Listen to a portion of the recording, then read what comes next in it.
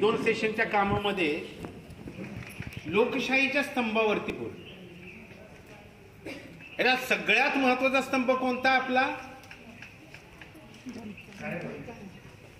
महत्वाचा स्तंभ कोणता? लोकशाही घडवणारा स्तंभ कोणता? नागरिक, जनता, लोक. अरे यांच्या माध्यमातून ते महत्वाचे तीन स्तंभ आहेत ज्यांना आपण कामाला ठेवले. साध्या भाषेत काय बोलायचं आपण कोण आहोत आणि ते कोण आहेत? खरं आहे ना, सत्य आहे. ते कोण आहेत? नोकर आहेत. आता ही भूमिका ज्या क्षणाला माझ्या लक्षात येईल, मग यांची जबाबदारी काय जे माझे नोकर आहेत. आता मी माझ्या घरामध्ये आहे की नाही होऊ शकत नाही, मोल करीन मला, पण बोलायला काय हरकत आहे मला. मी माझ्या घरामध्ये मोलकरीण ठेवली कामाला आणि ती मला म्हटली काय माहितीये का, मी भांडी घासणार नाही, 500 रुपये पगार. मी कपडे फक्त आहे की नाही पाण्यात भिजून काढेन, साबण लावणार नाही, 500 रुपये दे. आम्ही देऊ पगार. लगेच काम काढतो. आणि काम करत असताना जाय की नाही चाल ढकलपणा जरी केला तरी आपण काय करतो. पण महत्वाच्या ठिकाणी आम्हाला आहे की नाही आमचं स्वतःचं अस्तित्व आहे की नाही समजलंच नाही.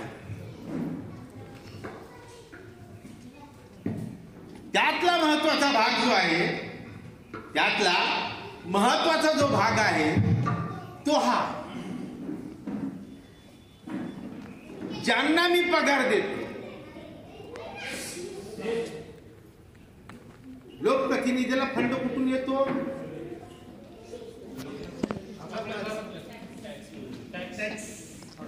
सरकारी कर्मचाऱ्याला पगार कुठून येतो? पीपी, पब्लिक प्रोसिक्युटर, पोलीस प्रोसिक्युटर. पगार कोण देतं? अरे मी पगार देतोय, मी तुला सगळं जगवतोय. कशासाठी देतोय तुला पगार? तर माझ्या राहण्याची मशागत चांगली व्हावी म्हणून, चांगलं पीक यावं म्हणून मी देतो. कशासाठी तुला पगार? अरे तू माझ्याच राहण्याचा सत्यानाश करायला लागलास तर मी तुला कशाला ठेवायला पाहिजे? पण त्याच्यासाठी मी त्याचा मालक आहे. राष्ट्राचा मालक कोण आहे? मीच. मीची भावना माझ्यामध्ये पाहिजे. इथला मी वेगळा बरं का, त्यांनी सांगितलेलं मी वेगळं. त्यांनी मी संपवायला सांगितलं, त्यांनी मी संपवायला सांगितलं. इथं काय माहितीये का, मीच मालक आहे. आणि मग मालकाला जे अधिकार दिलेले आहेत त्या अधिकार, म्हणजे शेतीचं नांगरट करणं म्हणजे अधिकार. अधिकाराचं आमच्या सुरक्षा करतो की नाही करत हा महत्वाचा मुद्दा आहे. आता सातत्याने आपण बोललं जातं मूलभूत अधिकार, मूलभूत अधिकार म्हटलं जातात आपल्याकडे, सरळ प्रत्येक वेळेस सांगितलं जातं. पण या मूलभूत अधिकारामध्ये एक महत्वाचा भाग आहे. मूलभूत अधिकार सांगितले जातात ना, आपण 6 काय आहेत, एक 7 होते पूर्वी, मग हे 6 राहिलेच सांगतो आपण. समतेचा अधिकार, स्वातंत्र्याचा, शस्त्राचा, धर्म स्वातंत्र्याचा अधिकार, इत्यादी इत्यादी इत्यादी. म्हणजे वाचूनच दाखवतो, काय हरकत नाही म्हणा. समानतेचा हक्क. कुठला हक्क? समतेचा. दुसरा स्वातंत्र्याचा हक्क. तिसरा शोषणाविरुद्धचा हक्क. धर्म स्वातंत्र्याचा हक्क. सांस्कृतिक व शैक्षणिक हक्क आणि संविधानिक उपाययोजनाचा हक्क. मी मगाशी बोललो तुम्हाला, संविधानिक उपाययोजनाचा हक्क जो आहे ना, हा भारतीय संविधानाचा आत्मा आहे. जे याने तुमच्यावरती जर अन्याय होत असेल तर तुम्ही न्यायपालिकेकडे तुम्ही दाद मागू शकता, याचिका दाखल करू शकता. हा खूप महत्वाचा मुद्दा. पण या सगळ्यामध्ये जे आहे ना, मूलभूत अधिकार ज्यांच्याकडे संविधानाचं पुस्तक आहे, समजणं वगैरे हा पार्ट वेगळा आहे. त्या पुस्तकामध्ये मूलभूत अधिकार जर उघडले आहे की नाही, पहिला अधिकाराच्या बाबतीत येते की सर्वसाधारण अधिकार म्हणून येते शब्द. पण तो मूलभूत अधिकाराचाच अंग आहे आणि ते खूप महत्वाचं आहे, ते समजणं गरजेचं आहे. या विषयावरती मला वाटतं अनेक वक्ते येतात आणि ते मूलभूत अधिकार, स्वातंत्र्याचा अधिकार, समतेचा अधिकार, धर्म स्वातंत्र्याचा अधिकार याच्यावर बरेच बोलतात, पण याच्यावरती म्हणजे मी स्वतः ऐकलं नाही, स्वतः बसलेला असतो. अनुच्छेद 12 समजून घ्या. याच्यामध्ये राज्याची व्याख्या, राज्य म्हणजे काय. आता तमिळनाडूने माहिती आहे का, शिक्षणाच्या संदर्भामध्ये ज्यावेळेस वाद संघराज्याचा आणि राज्याचा झाला त्यावेळेस केंद्राच्या काय अधिकारावरती चर्चा झाली, केंद्राच्या अधिकारावर चर्चा झाली आणि मग त्या अधिकाराच्या याच्याने कुणाकडे कोणता अधिकार हा अनुसूचीमध्ये आलेला आहे. एक संघराज्याची सूची म्हटली जातं, म्हणजे संघराज्याने कोणते कायदे करा, त्यांच्या अंतर्गत काय काय, राज्याने काय करायचं आणि दोघांनी मिळून काय करायचं. तर राज्याची व्याख्या जी केलेली आहे ना, ही खूप, मी प्रत्येक शब्दावर देतो, जसा आहे तसा शब्द तुमच्या कानावर पडावा म्हणून बोलतो आणि जोर देऊन बोलणार आहे. या भागात संदर्भानुसार अन्यथा आवश्यक नसेल तर राज्य या शब्दात भारताचे सरकार, राज्य या शब्दात काय, भारताचे सरकार व संसद आणि राज्यांपैकी प्रत्येक राज्याचे शासन व विधानमंडळ आणि भारताच्या राज्य क्षेत्रातील अथवा भारत सरकारच्या नियंत्रणाखालील सर्व स्थानिक किंवा अन्य प्राधिकरणे यांचा समावेश आहे. राज्य इथे फक्त आपण राज्य म्हटले की महाराष्ट्र राज्य, तामिळनाडू राज्य म्हणतो, कर्नाटक राज्य, तेलंगणा राज्य म्हणतो. राज्याच्या संकल्पनेमध्ये संघ राज्य हे सुद्धा संघ राज्यच आहे, केंद्र नाही, राज्य. आणि स्थानिक आता स्वायत्त संस्था आहेत वेगळ्या, कॉर्पोरेशन झालं, हे पण एक राज्यच आहे. याचे कायदे कानून वेगळे, इथले नियमावली वेगळे आहेच ना, आहे की नाही. तर या राज्याची व्याख्या पहिली समजून घ्यायला पाहिजे. त्यामुळे राज्य ज्यावेळेस समजेल आपल्याला की जिथं जिथं कायद्याचा वापर येतो ते राज्य. आणि याच्यावर राज्य या संकल्पनेवरती आहेत की सहसा चर्चा केली जात नाही, म्हणून मी म्हटलं की राज्य म्हणजे काय आपल्याला पहिल्यांदा समजून घेणं गरजेचं. लक्षात आलं, संसद पण राज्यच आहे, विधानमंडळ पण राज्यच आहे, कॉर्पोरेशन पण राज्यच आहे, सहकारी संस्था सुद्धा आहेत की नाही, त्यांचे कायदे वेगळे असतात ना, ते तेवढ्या पुरतं राज्य आहेत. त्या संकल्पना आपण समजून घ्यायला, जे जे क्षेत्र आहे की नाही ते राज्य आहे, ते तेवढ्या पुरतं. पण प्रमुख राज्य संघ राज्य, अनेक राज्यांचा संघ म्हणजे भारताचं राज्य, हे आपण समजून. आणि सगळ्यात महत्वाचा जो दुसरा आहे टिकल 13, अनुच्छेद 13, 12 मी तुम्हाला सांगितलं, राज्य व्याख्या. यामध्ये मूलभूत हक्कांशी विसंगत असलेले अथवा त्यांचे न्यूनीकरण करणारे कायदे शून्यवत होते. आता याचा थोडक्यात म्हणजे हे पण सांगतो, म्हणजे सविस्तर सांगतो.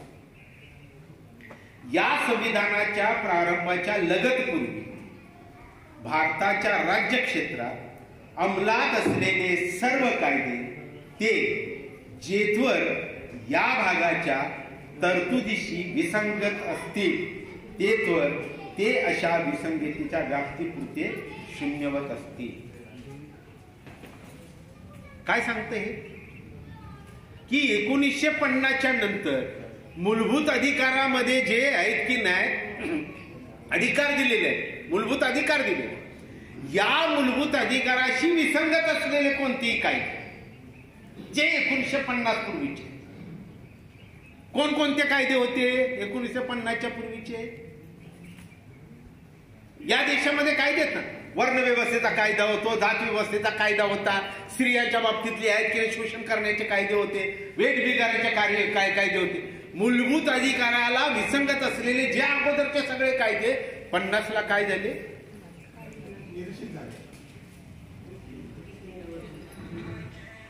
आणि तरी गेल्या अनेक वर्षामध्ये आम्ही बघतोय की भारतामध्ये आहे की नाही जो कायदा 1927 सालाला महाड मुक्कामी डॉक्टर बाबासाहेब आंबेडकरांनी जाळला, त्या कायद्यावरती चर्चा करणाऱ्यांचं पीक आहे की नाही भारतामध्ये जास्त आहे.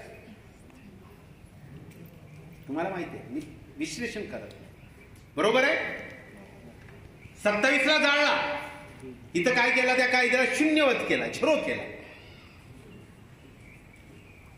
कायद्याची किंमतच नाही ठेवली, व्हॅल्यूच नाही त्या कायद्याची. आणि तरी त्या कायद्यावरती आम्ही आहे का नाही तास तास, 2-2 तास, 4-4 तास कॅडरच्या कॅडर भरवतो. संविधानाचं महत्व सांगायचे कॅडर भरायला पाहिजे.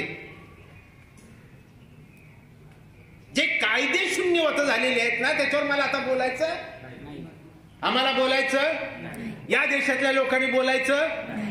आपणाला काय बोलायचं आहे की संविधानाने जे काय दिलेलं आहे फक्त आणि फक्त त्याच्यावरच बोलायचं. आणि प्रश्न सुटायला सुरुवात होईल.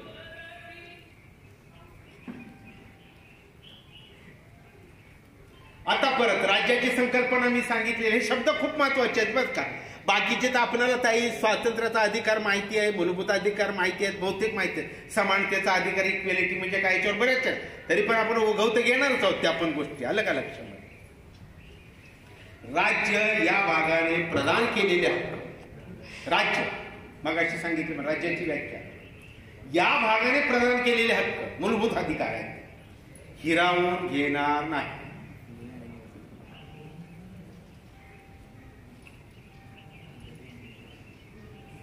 कोणताही अधिकार याच्यातून हिरावून कोण घेणार नाही, राज्य घेणार नाही. घेते का नाही घेते तर शोध कुणी घ्यायचा, आपण घ्यायला पाहिजे. घेतात की नाही. शिक्षणाचा मूलभूत अधिकार याच्यामध्ये येतोय मी थोडासा, त्याच्यावर नंतर बोलेल. किंवा त्यांचा संकोच करणार, संकोच करणार म्हणजे अकुंचित करणार, म्हणजे त्याची किंमत कमी करणार, कोणताही कायदा करणार नाही. या खंडाचे उल्लंघन करून केलेला कोणताही कायदा त्या उल्लंघनाच्या व्याप्तीपुरता शून्यवत असेल. राईट टू इन्फॉर्मेशन कायदा आहे, माहितीचा अधिकार हा कायदा आहे ना. चेंबूरमध्ये आहे की नाही, कोरोने राईट टू पीचा कायदा केला. स्त्रियांच्या मूलभूत अधिकाराचा प्रश्न. हे सगळे जे कायदे बनतात हे मूलभूत अधिकाराशी संबंधित असलेल्या गोष्टीमुळेच बनतात. मग कायदा आणि बिल, संविधान, हा फरक पण समजून घ्यावा लागणार आहे आपल्याला. आता इथं दिलेलं आहे, कायदा यात भारताच्या राज्य क्षेत्रात कायद्या इतकाच प्रभावी असलेला कोणताही अध्यादेश, आदेश, उपविधी, नियम, विनियम, अधिसूचना, रूढी किंवा परिपाठ यांचा समावेश आहे. रूढी व परंपरा. आता रूढी आणि परंपरा या संविधानाच्या मूलभूत अधिकाराप्रमाणे कोणत्या मान्य करायच्या आणि कोणत्या अमान्य करायच्या, हा मुद्दा येतो. हा मुद्दा येतो. मग आता रूढी कोणत्या आहेत, एक उदाहरण म्हणून घेऊ आपण.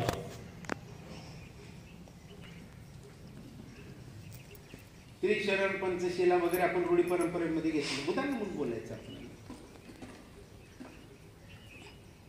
याचा इतरांना त्रास होतोय की नाही होतोय हे पण बघणं गरजेचं आहे. रूढी परंपरा कोणत्या, अभिव्यक्ती स्वातंत्र्यात व्याख्या केलेली आहे, कायदे आहेत त्याच्या संदर्भामध्ये. मी ज्या रूढी परंपरा पाळतो त्याचा इतरावर जर दुष्परिणाम होत असेल, त्यांच्या शांती आणि स्वास्थ्याला धोका पोचत असेल, तर त्या रूढी परंपरांना मर्यादेमध्ये ठेवावं लागेल.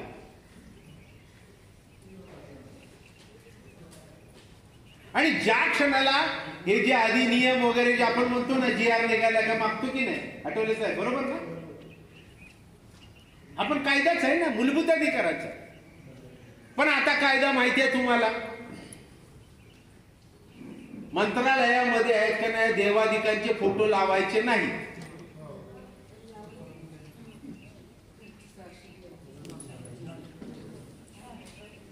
कायदा. आता तो अध्यादेश आहे, पण तो परमनंटली कायदा नाही होऊ शकत, तो तात्पुरता असतो. आणि कोणताच कायदा कायमस्वरूपी नसतो. आपण आयुष्यभरामध्ये एक गोष्ट लक्षात ठेवायला पाहिजे, कोणताही कायदा कायमस्वरूपी, कोणताही कायदा बदली होऊ शकतो.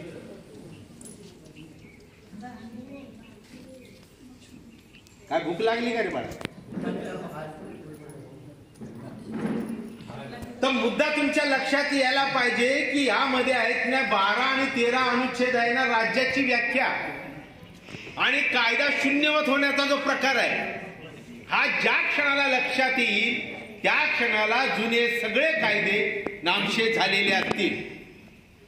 आणि म्हणूनच रूढी परंपरा किती जरी श्रेष्ठ असली तर सती देण्यासाठी प्रयत्न केलेल्यावरती गुन्हा दाखल झालेला आहे. शंकराचार्यांनी खून केला म्हणून त्यांच्यावर सजा दाखल झालेली.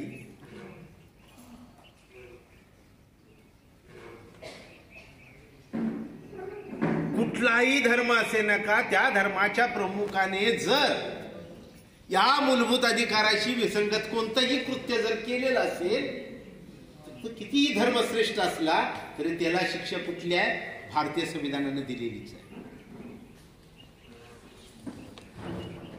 म्हणजे समानता कुठं कायद्यामध्ये समानता भारतीय संविधानाने आणली, मूलभूत अधिकाराच्या द्वारे समानता आहे. स्वातंत्र्य सगळ्यांना दिले, पण दुसरं कायद्यामध्ये आहे की नाही, कायद्यामध्ये जशी समानता आणली तशीच अधिकारामध्ये सुद्धा आहे की नाही भारतीय संविधानानं समानता आणलेली आहे. मग जो पूर्वीचा कायदा होता, शिक्षण एका विशिष्ट व्यक्तीनेच घ्यायला पाहिजे, एका समूहानं अमुक अमुक असे काम करायला पाहिजे, लढण्याचा अधिकार अमुक अमुक लोकांनाच असेल, व्यापार करण्याचा अधिकार अमुक अमुक लोकांनाच असेल, हे सगळे कायदे निघाले ना, शून्यवत झाले की नाही झाले? झालेत ना. मग हा कायदा शून्यवत झाल्यानंतर याच्या पुढचे जे कायदे आहेत हे मला लोकांपर्यंत घेऊन जायलाच पाहिजे, माझं ते काम. आणि मग ते कायदे कोणते? तर समतेचा अधिकार आहे, समानतेचा अधिकार आहे. समतेच्या अधिकारामध्ये सगळ्यात महत्वाची गोष्ट जी आहे,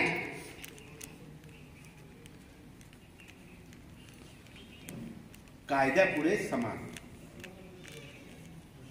कोणते भेद नाकारलेले आहे अगोदरच मी सांगितलं तुम्हाला. अगोदर बोललोय ना, जात धर्म भाषा वंश लिंग इत्यादी इत्यादी इत्यादी. हे भेद कुणी नाकारले? संविधानाने नाकारले, कायदेशीर नाकारले. पण तरी पण याच्यामध्ये भारताचं संविधान वाचत असताना परंतु परंतु परंतु भरपूर येतो. हे समजून घेण्याचा जो भाग आहे ना, तो आपण एकदा आहे ना स्पेशली समजून घेण्याचा भाग. कारण संविधान वाचायचं कसं, समजून कसं घ्यायचं ना, हे एकदा आपण घेऊया का कधी वेळ भेटला तर. समजून घेण्याचा भाग, कारण आता ते आपल्यासाठी वेळ नाही. या परंतु मध्ये आहे की नाही, आपल्याला पुढे आढळतं की सामाजिक शैक्षणिक दृष्ट्या 50च्या अगोदरपासून कालखंडामध्ये इथल्या व्यवस्थेमध्ये सामाजिक आणि शैक्षणिक दृष्ट्या जो मागास असलेला घटक आहे त्याच्यासाठी विशिष्ट तरतूद करण्यात आली. आणि मग बराच मोठा वाद निर्माण मध्ये करण्यात आला की त्यांच्यासाठी, इकडे तर तुम्ही 14 मध्ये सुरुवातीला म्हणताय काय की सगळे समान आहेत, कोणताही भेद केला जाणार, आणि मग यांना देण्याच्या बाबतीत का भेद करताय? ते परंतु वाचत नसल्यामुळे गोंधळ. आणि सामान्य माणसांना आहे की नाही, संविधानाच्या प्रत्येक शब्दाचा अर्थ कसा वाईट पद्धतीने सांगता येईल याची पूर्ण तयारी आमच्या राजकीय पक्षांनी केलेली. भारतात 2 समूहामध्ये तेढ निर्माण कशी करायची, काय काय एखाद्या वक्त्याने 2 समूहामध्ये तेढ निर्माण करण्याचं वक्तव्य केलं तर त्याच्यावरती केस दाखल होते. पण सातत्याने बघा तुम्ही, याला 8-10 वर्ष तर जास्तीत जास्त प्रमाण आढळते. दुसऱ्या समूहाच्या विरोधात सातत्यानं तेढ निर्माण करत असताना सुद्धा त्यांच्यावरती केस होते. आणि मग आहे की नाही, ते जे आहे सगळ्यात महत्वाचा अधिकार आहे तो आर्टिकल 32चा, तो खरा लागू. आणि त्यामुळे वकील मंडळी जी आहेत, वकील मंडळाची जास्त जबाबदारी. वकील कोण आहे का आपल्या इथे आजच्या बैठकीत? नाही ना? जे असतील ते, त्यांना माझे हात जोडून विनंती आहे, त्यांनी शक्यतो आहे की नाही संविधानामध्ये कोणकोणत्या गोष्टीच्या याचिका दाखल करता येऊ शकतात. नाही, जे कोण असतील ते कोणी वाईट वाटून घेऊ नका, कारण मी वकील नसल्यामुळे माझा मुद्दा. याचिका कोणकोणत्या दाखल करू शकतो याचा कृपया अभ्यास करा. तारखा घेण्यापुरतं राहू नका, वकिलांनी तारखा घेण्यापुरतं राहू नका. कारण मूलभूत अधिकाराचे संरक्षण करण्याची जबाबदारी चंद्रू सारखी तुमच्यावरच आहे. आम्ही किती जरी लाख बोलत असो ना, तर आम्हाला न्यायालयामध्ये उभा राहण्याचा अधिकार आहे का? मी दुसऱ्याची केस नाही घेऊ शकत, माझी केस मी लढू शकतो, काही जण मला अधिकार आहे, बरोबर ना साहेब? मी माझी स्वतःची केस लढू शकतो, मला कायद्याने अधिकार दिले. पण मी कुणाची केस लढवू शकत नाही, त्याच्यासाठी मला वकीलच राहायला पाहिजे. मूलभूत अधिकाराचे संरक्षण करण्याची जबाबदारी सगळ्यात मोठी वकील मंडळी. न्यायाधीश त्या मूलभूत अधिकाराचं संरक्षण करतो. कुठल्या माध्यमातून? स्वतः अर्थ लावून सुद्धा करतात. अनेक वेळा स्वतः त्यांच्याकडे विशिष्ट अधिकार आहेत न्यायालयाकडे. ते स्वतःहून कुणाची याचिका येऊ अथवा न येऊ, लोकहित जर त्यांच्या लक्षात आलं तर ते स्वतः याचिका दाखल करून घेतात. आता जस्ट मी आता विसरलो कुठली एक मध्ये आहे की सुप्रीम कोर्टामध्ये याचिका न्यायाधीशाने सादर केली आणि त्याचा निकाल. आता मी विसरलो, आठवणीत नाही, तयारीत आलो असेल तर ते घेऊन आलो. तर तुम्हाला आम्हाला काय करायचं? मूलभूत अधिकारांचा अभ्यास करायचा असेल तर समतेचा अधिकार काय हे आम्हाला समजून घ्यायला पाहिजे. स्वातंत्र्याचा अधिकार काय हे आम्हाला समजून घ्यायला पाहिजे. आता धर्म स्वातंत्र्याच्या अधिकारावर बोलतो, समानतेच्या अधिकार बोलायची एवढी शक्यतो गरज मला वाटत नाही, म्हणून बोलत नाही, कारण वेळेचं बंधन मलाही ठेवायचं. धर्मनिरपेक्षता शब्द काय आहे? धर्मनिरपेक्षता हा शब्द 42व्या घटना दुरुस्तीच्या नंतर भारताच्या संविधानामध्ये आले.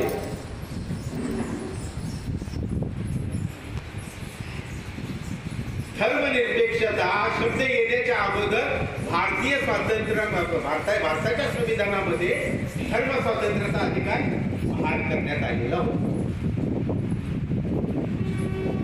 आता धर्म स्वातंत्र्याच्या अधिकारामध्ये तुम्ही तुमचा धर्म, मी माझ्या संसदिक विवेक बुद्धीला 18 वर्षाच्या आधी मुलं सोडून मी मोठा आहे, मला वाटलं मी आज बौद्ध आहे, उदाहरण म्हणून बोलतो, मला उद्या वाटलं की मला ख्रिश्चन बनायचं, तर कायद्याने मला सुरक्षा आहे. एक इस्लाम माणूस आहे, त्याला वाटलं मला बुद्ध बनायचं, तो बनू शकतो. कोणीही कुठल्याही धर्मातून दुसऱ्या धर्मात जाऊ शकतो, जो संज्ञान आहे. लोकशाहीच्या व्याख्येमध्ये संज्ञान आहे. लोकशाहीने अधिकार दिलेला धर्म स्वातंत्र्याचा. पण युपीच्या निवडणुका आल्यानंतर आता तुम्हाला काय पेपरमध्ये वाचायला भेटतं, टीव्हीवर बघायला भेटतं का? त्याला वेगळं स्वरूप देण्याचा प्रयत्न चालू आहे. त्याला वेगळं बनवण्याचा त्या ठिकाणी आहे की ना, कोणताही वकील जाऊन याचिका दाखल करत नाही. धोका कोणता आहे? संविधानाचं आहे की नाही, न्यूनत्व निर्माण होते तिथे. संविधानाने दिलेल्या अधिकाराला आहे की नाही नाकारलं जाते ज्या ठिकाणी, त्या ठिकाणी याचिका दाखल व्हायला पाहिजे. दाखल म्हणजे राजकारणाने या देशामध्ये संविधानाला कधीच संपवण्याचा प्रयत्न केला. इथल्या राजकारण्याने संविधानाला संपवण्याचा प्रयत्न केलेला आहे. फक्त एक आणि एक महत्वाची गोष्ट आहे की या राजकारणाला काय जमलं नसेल तर भारताचं अखंडत्वाला खंडित करणं जमलेलं नाही. बाकी बरंच सगळं तोडलेलं आहे इथल्या राजकारण, बरंच वाटोळं देशाचं केलेलं आहे. पण जर भारताच्या संविधानामध्ये संघराज्य सूची, राज्य सूची आणि समवर्ती सूचीचे बंधन जर इथल्या कोणत्याही सरकारवर जर नसतील तर या देशाचं वाटोळ कधीच झालं. कारण आमचा देश एक संघ फक्त ठराविक काळ राहिले. धर्मनिरपेक्षतेचा अर्थ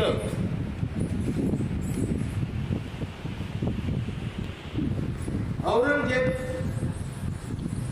कोण राजा होता? औरंगजेब कोण राजा होता? कोण म्हटलं?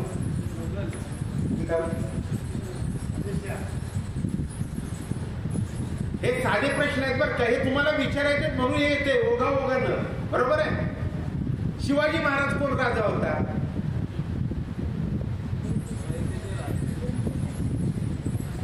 एकशे सांगा. या आम्ही दिलेली नाव आहेत ना. बरोबर आहे. राणा प्रताप कोण होता? राजपूत. हे का विचारतोय माहिती आहे? बघा राजकारणाच्या देशात आमचं कसं वाटवळ केलं. औरंगजेबाला मुघल राजा म्हणतच नाही. त्याला काय म्हणतात? मी माईकवर बोलू शकत.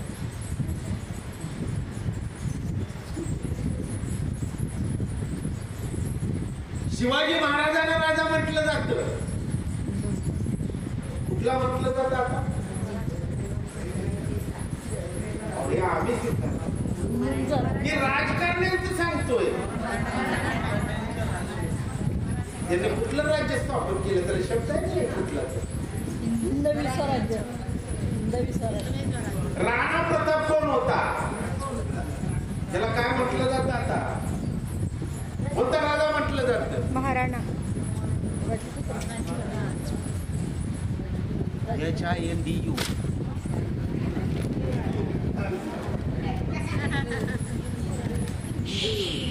म्हणजे या देशामध्ये राजकारण्याने ज्या काय गोष्टी केल्या, पहिल्यांदा तुम्हाला बोललो, या देशामध्ये दोन भाग करण्यात आलेले आहेत, हिंदू आणि अहिंदू. संविधानाच्या विरोधात या देशामध्ये पदोपदी काम चालू आहे. तसे मला हे अभ्यास करणारे म्हणजे एकेका विभागाचा अभ्यास करणारे जेवढी तरुणांची गरज आहे ना, तशीच या देशामध्ये आहे ना. मला नव्हे तर या देशामध्ये अशा वकिलांची गरज आहे की जे राजकारणी माणसं, जे समाज धरून स्वतःला म्हणून घेणार आहेत, देशाचे कायदे मोडण्याचं काम करत असतील, संविधानाच्या विरोधात भाष्य करत असतील, त्यांच्यावर केस दाखल करणारे आणि याचिका दाखल करणाऱ्या लोकांची जर ज्यावेळेस फौज तयार होईल, बरंच काय होऊ शकतं.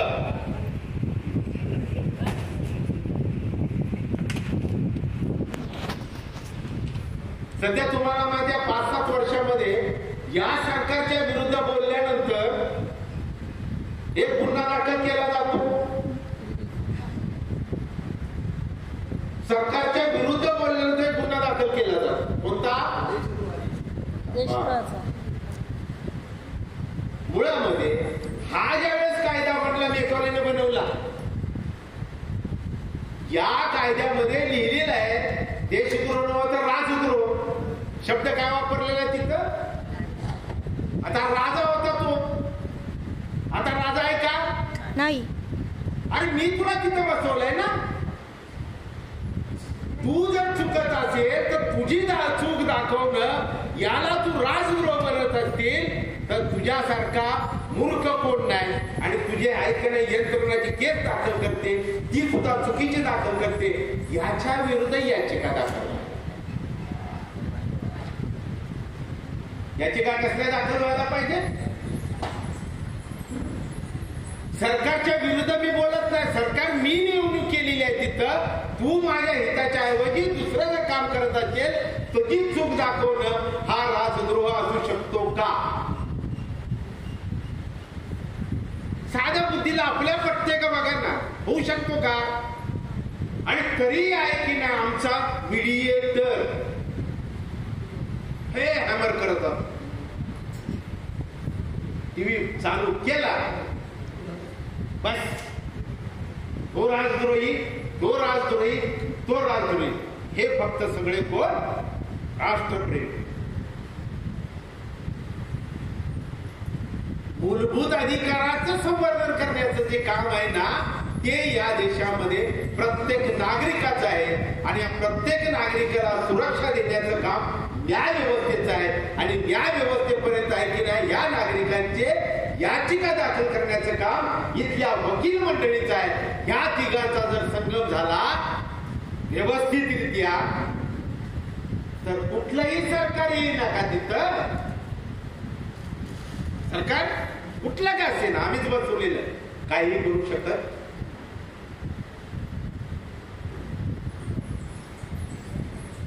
या सगळ्या महत्वाच्या गोष्टी आपण लक्षात ठेवत शेवटी जाता जाता एका महत्वाच्या विषयाला आंदोलनाच्या विषयाला हात घालणाऱ्या मूलभूत अधिकाऱ्याच्या मी इथं सांगणार अनुच्छेद 21 आहे आमच्या जगण्याच्या अधिकाराच्या अनुच्छेद 21 आहे स्वातंत्र्याचा अधिकार याची सुरक्षा आहे की आमचं जगणं सन्मानाचं आणि प्रतिष्ठेनं कसं राहील अशी याची डेफिनेशन सुप्रीम कोर्टाने केली त्याच्यामध्ये मला माझं जगणं सन्मानाचं आणि प्रतिष्ठेचं ठेवण्यासाठी माझं अन्न माझा वस्त्र माझा निवास माझं शिक्षण माझं आरोग्य आणि माझा रोजगार या सगळ्या गोष्टी मी ज्यांना त्या ठिकाणी बसवलेल्या आहे मला हे सगळं देण्यासाठी त्यांनी पुरवण्याची जबाबदारी कुणाची आहे त्या लोकांनी जर मला हे सगळं दिलं मला हे देण्यासाठी मी तुला तिथं बसवलेलं आहे तर मी कसा जगेन सन्मानाने प्रतिष्ठेने जगेन आणि याचाच अर्थ लावून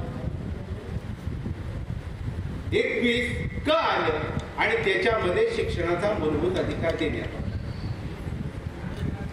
मी संघटनेची स्थापना आणि मी वेगळं काम करायला सुरुवात करण्याचं खरं कारण शिक्षण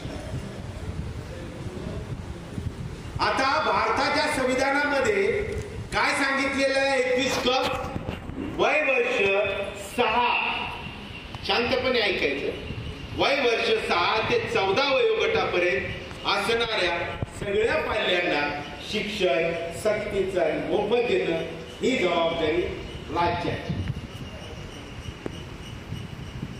काय जबाब कुणाची आहे कायदा काय झाला आता कायदा आपण बघूया बिल वेगळं आहे संविधान वेगळं आहे बिल मंजूर झाल्याचा कायदा होतो शिक्षणाचे म्हणजे राईट टू एज्युकेशनचा कायदा 2009 ला बिल मंजूर झाला आणि 2009 ला कायदा झाला आणि 2010 ला लागू झाला बरोबर आहे याच्यामध्ये सांगितलेलं आहे काय संविधान काय म्हणते प्रत्येकाला 0 ते 6 ते 14 वयोगटापर्यंत शिक्षण सक्तीचं मोफत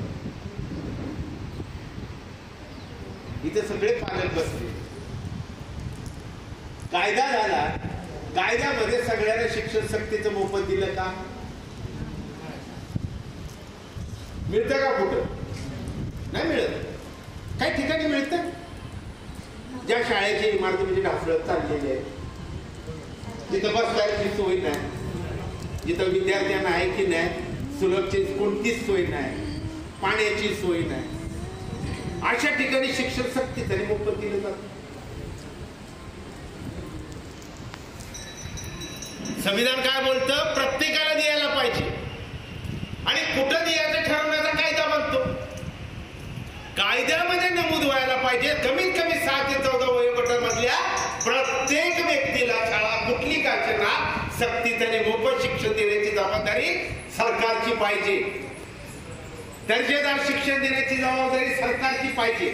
समान शिक्षण देण्याची जबाबदारी सरकारची पाहिजे. गुणवत्तापूर्ण शिक्षण देण्याची जबाबदारी सरकारची पाहिजे. कायद्यामध्ये काय तरतुदी केली?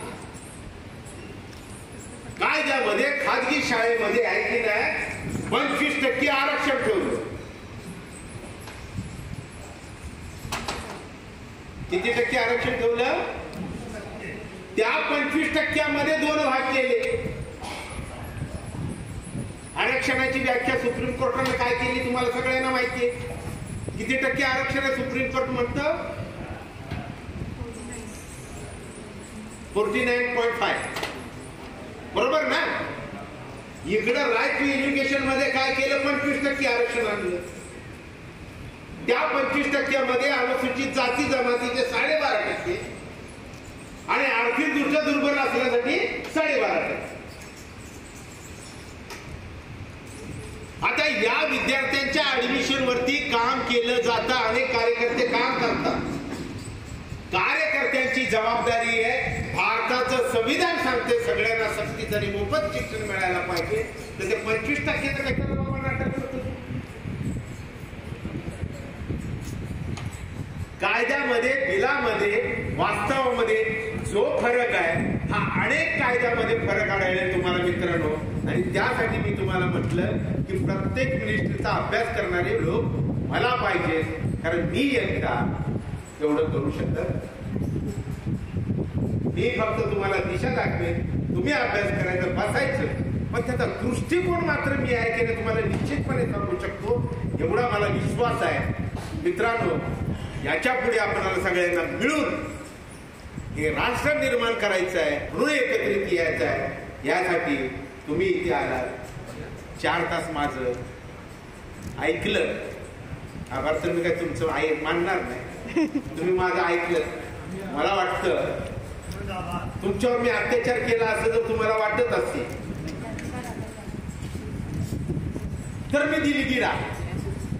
पण तुम्हाला वाटत असेल मी इथून बाहेर पडत असताना माझ्यामध्ये आहे की नाही 460चा व्होल्ट आहे का नाही लागू झालाय. मला अतिशय आनंद वाटेल. मित्रांनो तुम्ही सगळेजण उपस्थित झालात. मला खूप समाधान वाटलं. इथे तुमच्यातलेच काही लोक माझ्यासोबत तयार व्हायला पाहिजे काम करण्यासाठी.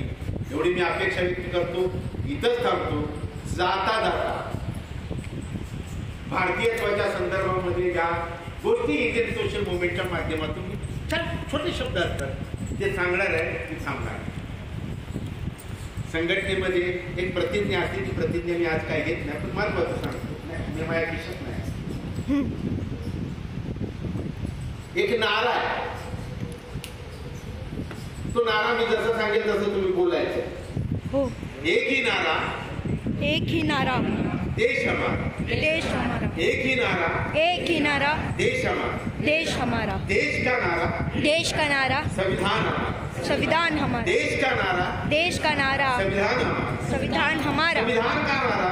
संविधान का नारा. हर नागरिक हमारा. हर नागरिक हमारा. संविधान का नारा. संविधान का नारा. हर नागरिक हमारा. हर नागरिक हमारा. हर नागरिक का नारा. हर नागरिक का राना. भाईचारा भाईचारा भाईचारा. हर नागरिक का नारा. हर नागरिक का नारा. भाईचारा भाईचारा भाईचारा. शेवट आता थांबा.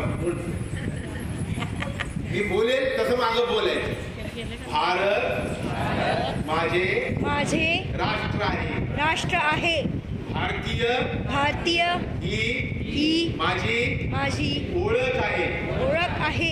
भारतीयत्व हेच माझं राष्ट्रीयत्व आणि नागरिकत्व आहे. जय भारत. जय भारत. जय भारत. जय भारत.